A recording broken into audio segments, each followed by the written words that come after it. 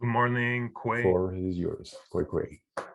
I'm happy to be with you this morning. So, first of all, I will share my screen.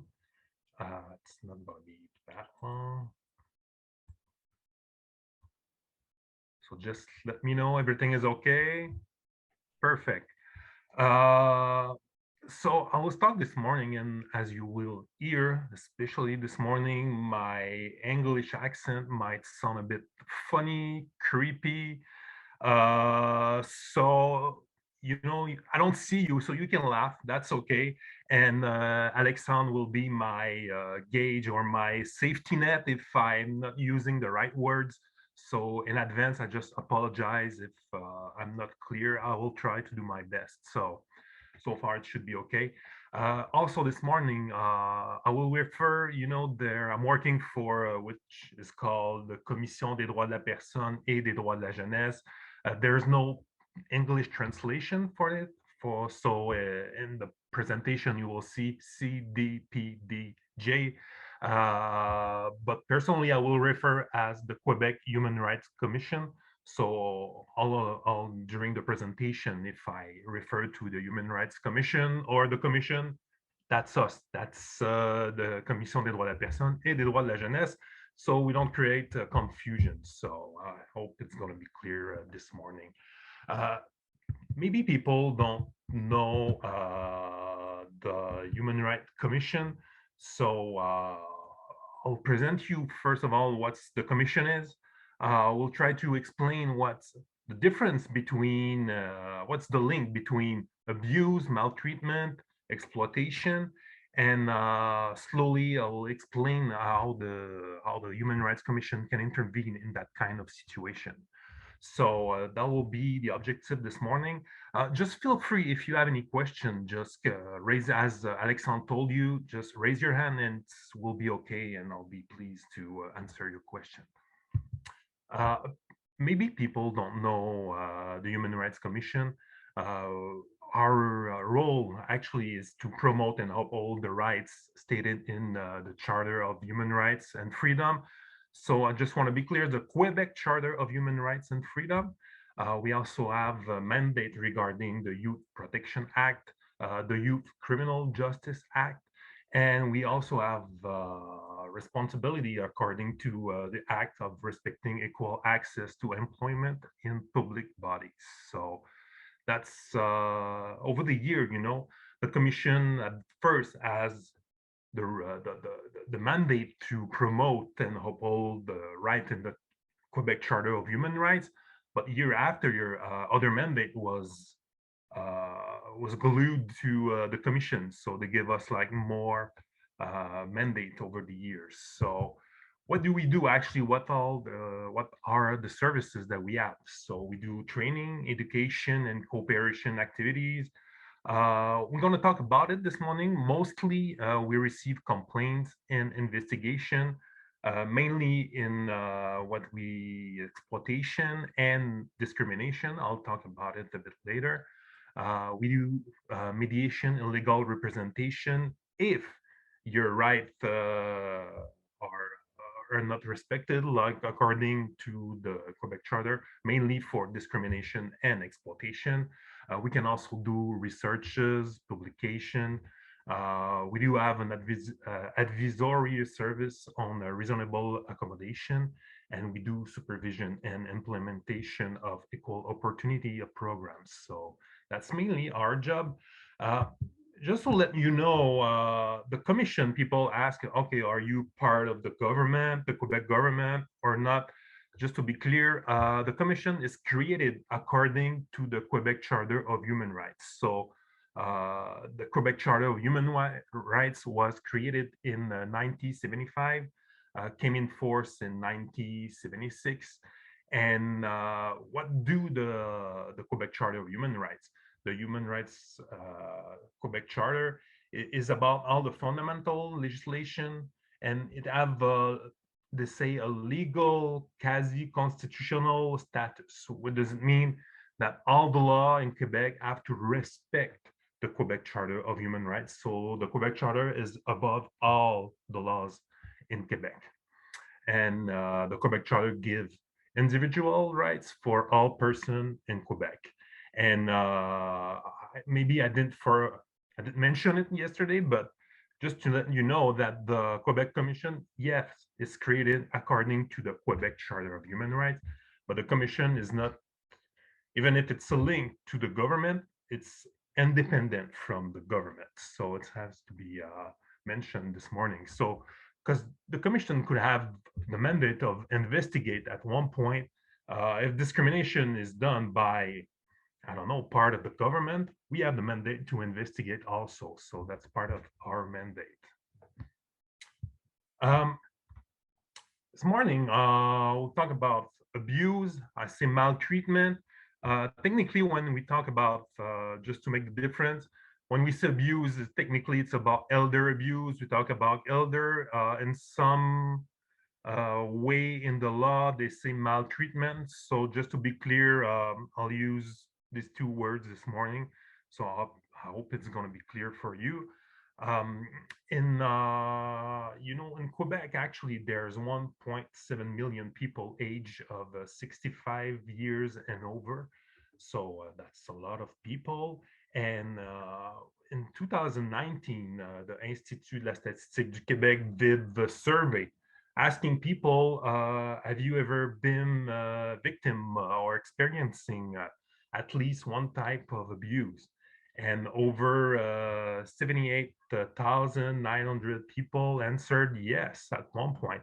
So all these people were able to answer, and that's a lot of people. But if you see on the side of the screen, I put an iceberg, and it might be the tip of the iceberg, because if you know all the people victim of abuse or elder, or this morning I just want to be clear, I will use elder, but the the the, the key word this morning is going to be vulnerability, okay? Because you could be an elder or you can be disabled, but vulnerability will be the key. So this morning, so we're talking about vulnerable person. But if we come back, when we talk about maltreatment, about abuse, if only, I say only, that's a lot of people, 70, we're almost 79,000 people answered. But you know that usually people, elder getting abused, they don't really answer for themselves. I mean, they're not going to answer that survey. So that means that there's so many more cases of abuse that we're not aware of. So just to let you know, that's a phenomenon that's really present in the society. Uh, in 2017, the government adopted a law which is called the Act to Combat Maltreatment of Seniors and Other Persons of Full Age in a Vulnerable Situation. And they give a definition of what is a maltreatment. So it's a single or repeated act or a lack of appropriate action that occurs in a relationship where there is expectation of trust and there's intentionally or unintentionally causes harm or distress to a person. So technically, when you talk about maltreatment, it's in the bigger picture. For example, if you're a caregiver and you don't give proper care to an elder or someone who needs care, uh, that could be neglect, that could be like a type of abuse, that could be a type of maltreatment, but that's not necessarily what we call exploitation according to the Quebec Charter of Human Rights.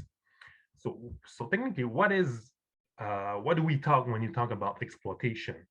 There's a part in the Quebec Charter of Human Rights called Section 48. I just tell you the number because you might hear it, but that's not really important this morning. What do you have to know? What the Quebec Charter says about exploitation? Say that every age person and every handicapped person uh, has a right to protection against any form of exploitation. So that's the part that we have power over it. I mean, at the commission, if we receive any denunciation or complaints regarding exploitation, that's that one line, that's what we're going to investigate to see if your right was compromised at one point. Uh, to say also, the Article 48 says that such a person also has a right to the protection and security that must be provided to him by his family or the person acting in their stead.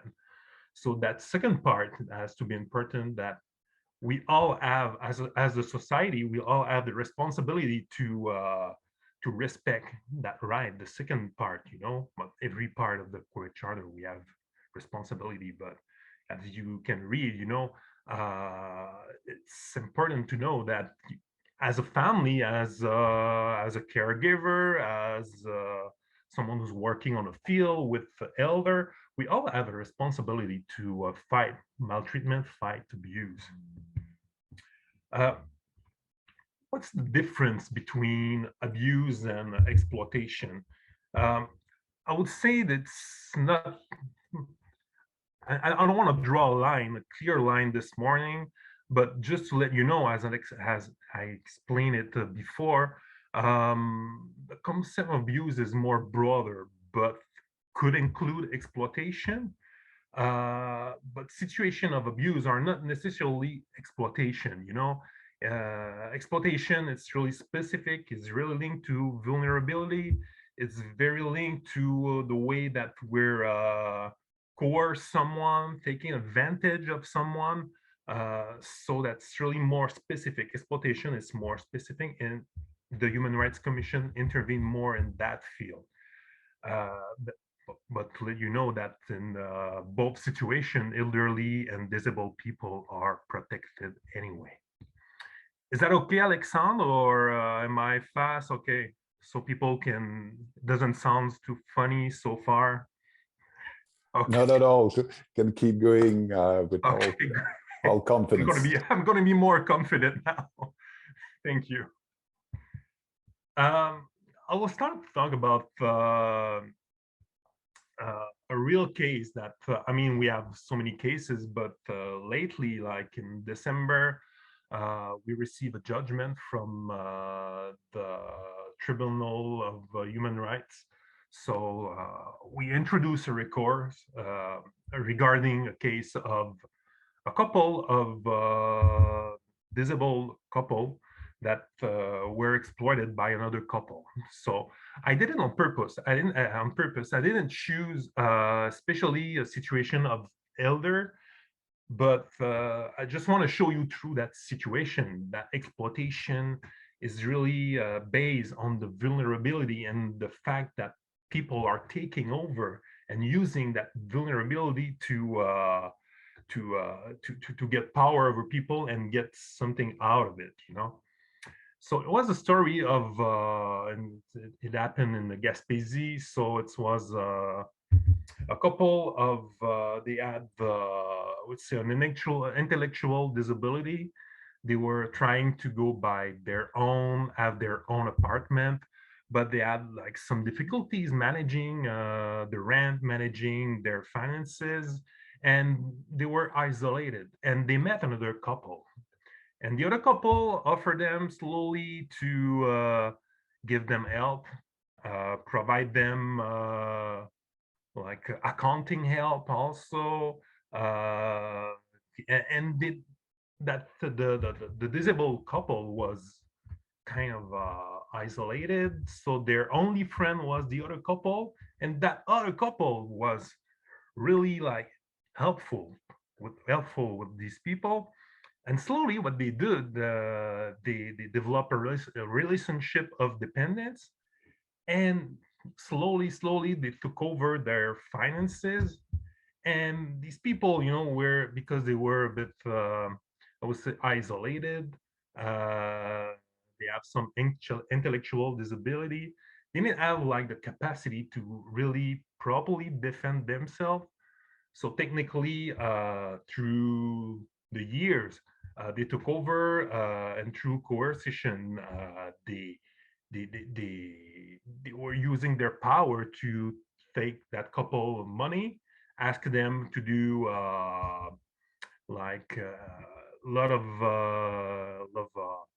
of work like housekeeping, snow removal. They have a lot of things that they ask that couple.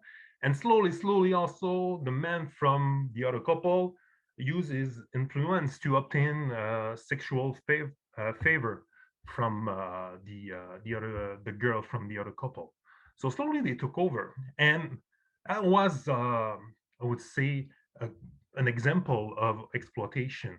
And as you see, when we talk about exploitation, we usually talk about financial exploitation.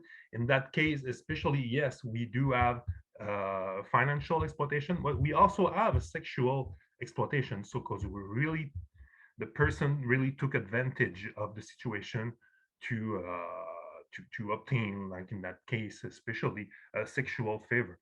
And at the end, the commission received a complaint. It was, I think, a social worker was aware of the situation, did a denunciation at the Human Rights Commission. Then we investigate, and in that case, especially, we went through the whole process and finally through the tribunal, where the couple was sentenced to pay 91,000 in repairs. So that was a case of exploitation, and I'm going to use that example to explain how does it work at the commission. So how do we explain exploitation? What's all the criteria to understand what exploitation is? First of all, we need leveraging. So we say it's really taking advantage, benefiting from someone. It's benefiting from a position of strength.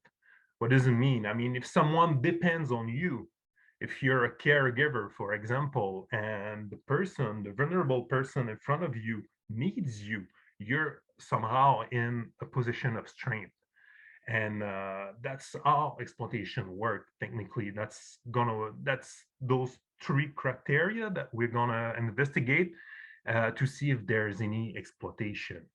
It doesn't mean if there's no exploitation, that doesn't mean that there's no abuse. Okay, there's a difference. At the end of the day, what we want to do just to make sure that we find a way to end the abuse or the exploitation.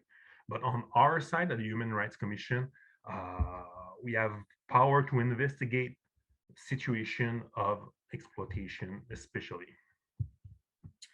Uh, as I say at the beginning of the presentation, uh, the key word is really the vulnerability.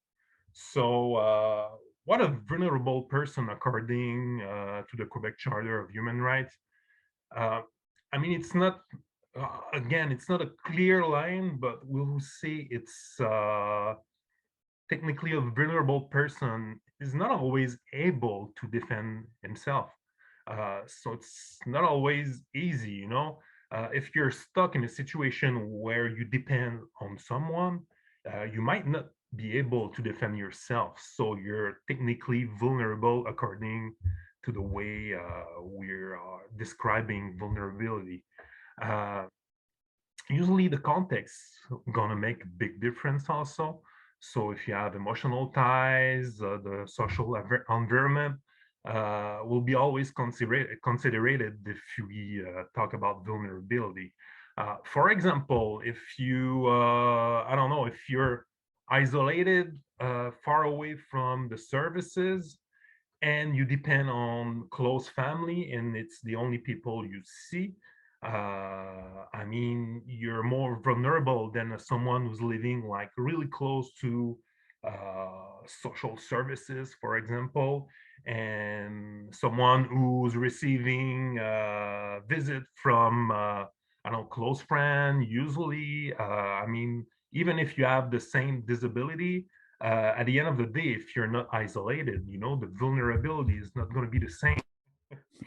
So technically, yeah. So I was talking about vulnerability and the way that if you're close to all services, the context, the environment is going to make a big difference. The way that we are going to analyze the vulnerability. Um, Technically, there some people sometimes ask us, do you have a grid? There's a way you can understand how we save person is vulnerable or not. I mean, it's really the context that's going to make the difference, you know. As you can see, you know, it's technically and usually someone, what we see at the commission, people have usually physical and cognitive deficits. That's usually the beginning of the vulnerability, but it could be also various form of addiction that could be make you vulnerable. uh, the way if you're I don't know, isolated, people doesn't speak your language around you. I mean, that could be like signs of indicators of vulnerability. uh, all the way if you're looking at the exploitation, we always regard the we always see the exploitation according to the fundamental rights.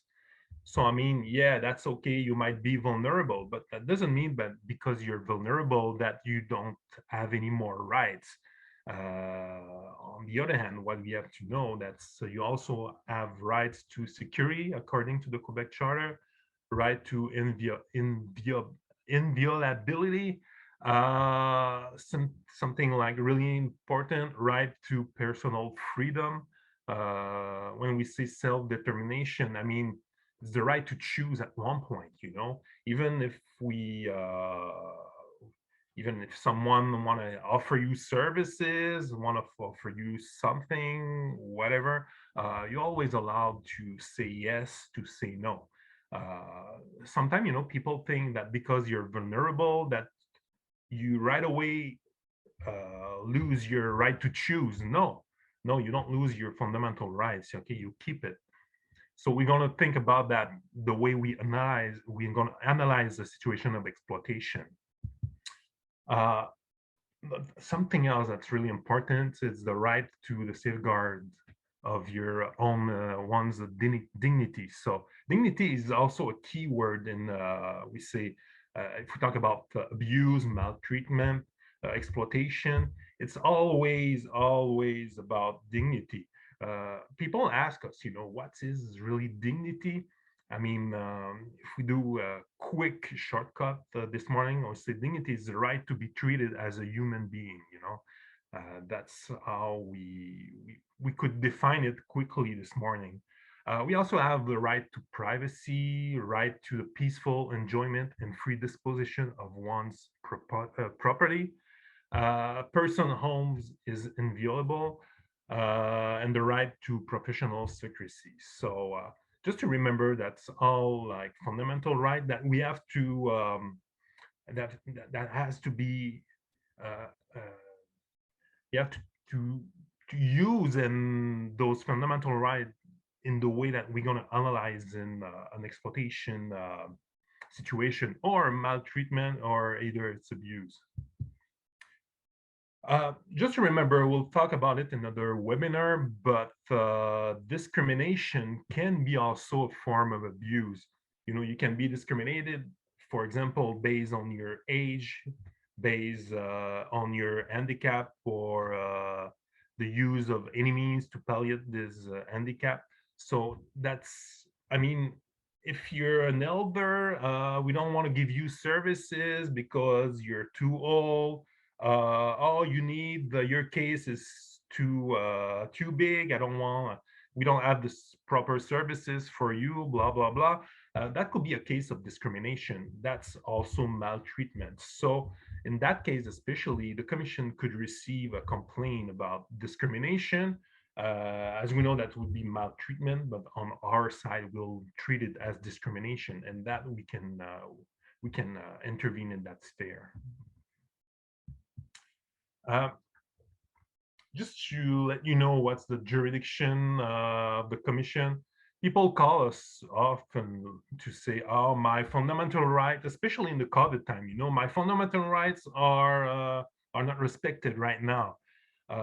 Can you call the commission? Can we do something about it? Technically, we cannot investigate individual cases regarding fundamental rights.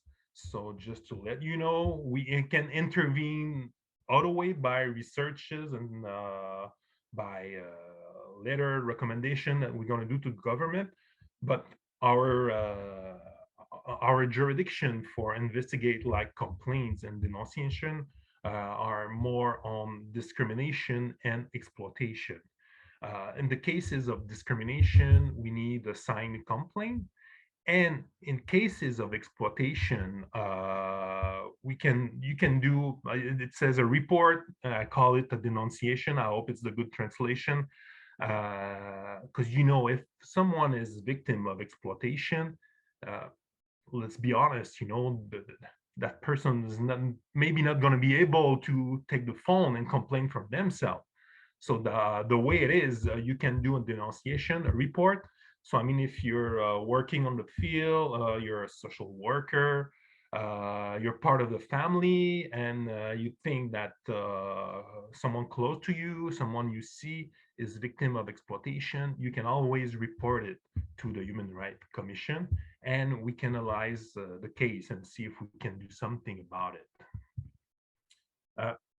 There's some certain principle when we do an investigation. First of all, we have to respect the victim's wishes and self-determination. We always try to obtain the consent if that consent is possible to obtain. Because, in some cases and oftenly is, that exploitation always happen inside the family, and it's hard to intervene when a member of the family is doing the exploitation. So we're aware of that. We know that could happen, and we're gonna take. I mean, we're gonna we're gonna analyze the case regarding that. And obviously, we're not gonna call someone. Please, do you consent? Do you want to consent to the intervention of the Human Rights Commission? As you know, that maybe the abuser might be just beside that person. No, you have to analyze the whole context. But at the end of the day, what we want to do, we just want to respect the fundamental rights of the elder, and to do so, we have to find a way to ask that person, what do you really want about the situation? Do you want to what do you want, at one point, to end the abuse, to end the maltreatment? So the victim always have to be part of the solution. That's what we're looking for. uh, at one point, the way we're gonna work, just to let you know, that the commission have, which say, investigation powers, which are unique at one point, because we are the only one that could go and have the power to have access, for example, to bank account, and see, because usually you have like a lot of financial exploitation. People do not know, they have suspicions, they're not sure, but they call the commission, and then sometimes we look at the old cases and we say, okay, yeah, uh, that might sound like exploitation, but what do we know about it? So we have special power, which is specific to the Human Rights Commission, and we can put some light over the situation at one point. Because, for example, if you suspect exploitation, and then the commission can go investigate, we can see, okay, oh no, that's not right. Okay, we're looking at the bank account, the bank statement, and doesn't sound right. That's not normal, that person, okay, she's not able to move from her house, and but we see withdraw from thousands of dollars every week. That sounds a bit weird. That's how we're going to intervene. If we see a situation like that, what are we going to do? Technically, we're going to call the bank, just like, okay, something's wrong. It's not right. Even if that person have the right to give money, I mean, there's something not reasonable behind that. Uh, what we can do if we have a signed complaint, or if a report is filed. But first of all, as I told you, we can. But first of all, we'll see. Okay, is that exploitation or no? If it's exploitation, okay. If there's an emergency, can we do something right now? We have to collaborate with the social worker, with our people that could help on the field. And on the other hand, if it's not exploitation, we just want to make sure that the situation doesn't fall between two chairs. I mean, at one point, okay, someone took the phone, call us, or write us an email, and we have in this situation. So we're gonna make sure that if we cannot intervene, that at least we can refer to someone that could do something instead of the commission if we don't have any power over it.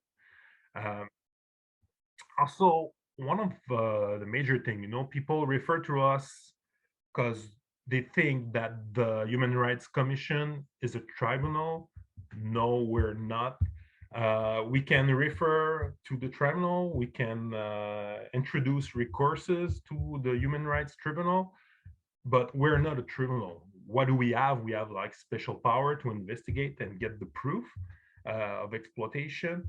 But usually, in cases of exploitation, what we want to do is just to find a way to end the situation according to the will, the wishes of the victim. Because it's going to the tribunal. It's really heavy. It's hard for the victim. So usually, what you want to do is just put some light on the situation. And usually, what we're going to do, we're going to collaborate with social worker, with health services to provide care and find a way to end the mistreatment or the abuse. Uh, so, as I told you, we have some limitation. We cannot do everything. I already explained to you we're not a tribunal. We cannot impose like sanction or corrective measures. If we do it, that's not going to be us. We're going to go through the tribunal to ask for sanction of corrective measure. Uh, so another thing also, so people when they call us, they're not happy because the victim do not consent to the intervention. So they call us, they say, okay, can you do something? It's quite complicated to go against the will of someone and to change the consent, adjustment. It's something that you have to work, that have to be worked on the field with social worker, with family. We have to help the victim to do some empowerment, to take over the situation and find a way to express themselves so they can say, okay, what do I want regarding that situation? Most of the time, people, what do they want? I just want to stay with my family. I just want people to be more respectful and stop taking money from me. I just want to receive like good care. I just want to make sure that I can see my grandchild, for example. That's usually what people ask, to be honest. So we're gonna try to work in that field and try to always respect the victim's will in cases of exploitation. But at one point, sometime, yes, we have to go a bit further, and yes, we have to go to the tribunal, as I showed you before as an example. Uh, who can file a complaint or report? I already explained to you, but I mean, especially in cases of exploitation, um, family can do a report. Usually, us at the Human Rights Commission receive a lot of denunciation reports from the social worker, people working on the field. We receive a lot of complaints from, denunciation from the bank. Sometimes they say, look, I have a client, something's it's not going well, like there's withdrawal, it's weird. Can you do something about it? We try to call the victims, we're not able to talk to her.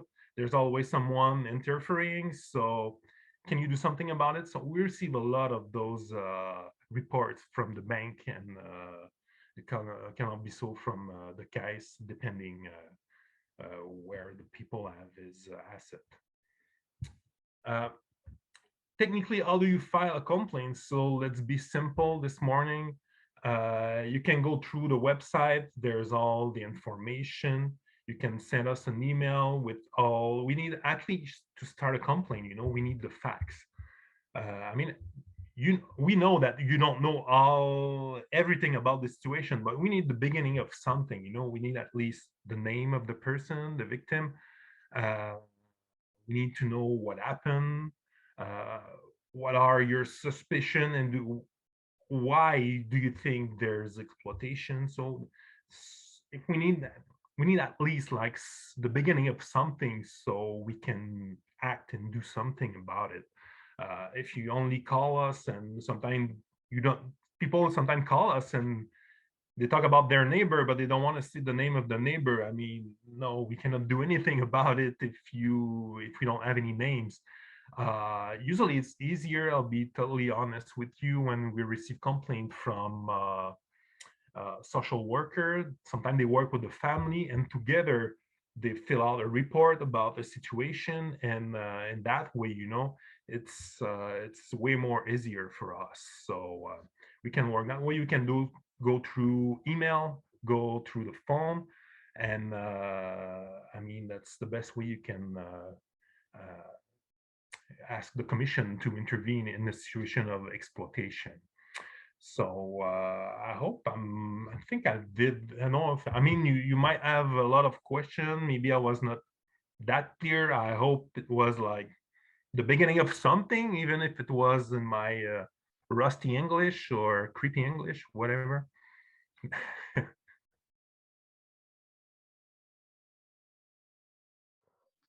Thank you, Alexandre. Welcome to everybody. It's a pleasure for me to be here. So like Alexandre presented me, I'm Julie Bernier, team leader for the social development sector at the Commission, the First Nation Commission for the Health. And I'm here today replacing my colleague Maud Astigui-Lauzon. I think a lot of you knows her, and as you know, she left the commission for another position in Post Canada. So it will be a pleasure for me to present this part. This part will be more on what the services the Commission can offer to you regarding abuse for the elders. So let's start with the presentation. So just a quick reminder, because Mr. Royer talked about that really well in the last few hours there. So abuse can be intentional or unintentional, and it can take many forms. So it can be just organizational, physical, psychological, it can be sexual or financial. So, and we have to take note that the different types of abuse are not mutually exclusive. So you can find 1, 2, 3 kind of abuse in a situation. And we all have to ask to ourselves what role we want to play in the prevention of abuse for our elders in the community. What kind of difference you want to do or you want to make. And you can do some stuff. You can put in place some process or some action to make sure that your elders and the family around them are really safe. So, and we at the Commission can help you in that. We have some workshops and training available at the Commission. So the first one, it's called It's Not Right. And its training was developed by Quebec region. And we adapt it for the context of Quebec First Nations communities. So you, in this training, you can, we can talk about the different forms of abuse. You can, you will get some tools to prevent, to talk about that with your population. So you can invite all of the interveners and we will work with them to be able to let them being able to use it, and maybe doing workshops in the community with the members or the families, or it's we will work with you on that. The other one is called IIS, for Identify, Intervene with and Support an older person victim of elder abuse. So in this one, you will be, we will talk with you and we will train you to be able to put in place the process, to put in place some continuum on services, to put in place some tools for the family and some action that you can do. And we will support you in that. Another role that we have at the Commission is to, if you have questions, if you need some help, we can refer you to some organization to support you, like the Human Rights Commission, or we work too with the La Ligne Aide Abus Aînés. This services offer their services in French and in English, 7 days a week from 8 to 8. They have on their website a section just for First Nation and Inuit. So you can go there, you can call them, and they will be able to support you if you have some question on family members or a member on the community that you suspect will be who is victim of abuse. So they can support you, they can give you tips, tools, and they will refer you if needed to other organizations. They are they are working with First Nations since many years, so they are well culturally safe for First Nation. So do not hesitate to call them, but at the beginning, you do not hesitate to call us. The position for Maud is now, we are doing interviews in the next few days, so we will have somebody to replace her. Hopefully, we will find somebody who's really like, she will be really hard to replace, but we will find somebody who will be able to support and continue to give the training and all of that. But in the time between the time we have the replacement, you can call us, and we have a team, we have some colleagues who can support you, and we will fix the dates and all of that for the training if needed, or if the reference, we have people who are able to guide you on that. So it's really quick.